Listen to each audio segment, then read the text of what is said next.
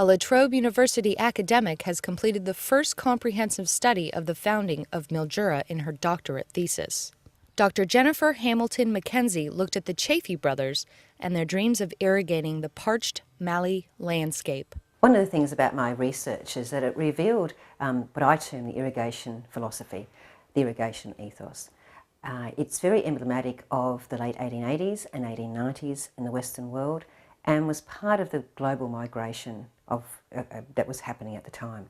It was exciting, it had a progressive edge to it, it involved land which we could personally own and therefore autonomy.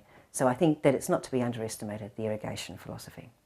When George Chaffee arrived in 1886, there was nothing but a disused sheep run. It was riddled with rabbits and crippled by drought. It looked nothing like the land of milk and honey. But the brothers overlaid the landscape with their own concept of what the land should look like. George, I think, saw Australia as an absolute wonderful mine. He could just go anywhere. So he came here and he negotiated eventually with Deakin to have 250,000 acres at Mildura. There was also an arrangement with South Australia at Renmark. He also was developing Werribee in Victoria. He was also had something in Sydney and Mulga. And he was also trying to get something happening in Queensland. So you see he had this great sense, I think, of his own destiny. He was going to be a great land developer. Through her research, Dr. Hamilton-McKenzie uncovered the extent to which the brothers employed suspect business arrangements, as they lacked the seeding capital to fund their land development ambitions. It was only on the quick sale of land that he was financing the irrigation works. When that land sales started to peter out in 1892, and the settlers weren't getting the irrigation water they needed because the money wasn't there to back up the irrigation, the house of cards started to fall. And I think the settlers smelled a rat and they started to agitate against the Chafees. A royal commission into their collapse was held in 1896. During these proceedings, the advertising material used to promote the land, called the Red Book, was described as a bundle of misrepresentations, also known as boosterism. It was a technique borrowed from California land developers. So our advertising campaign was quite enormous. It went, and very sophisticated.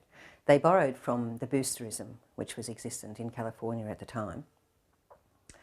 And I think backed by this whole idea of George's concept that he could actually irrigate Australia, basically, because he had eventually irrigation settlements not only here but also in Renmark, in Werribee, in Mulga and Sydney, and negotiating with Queensland.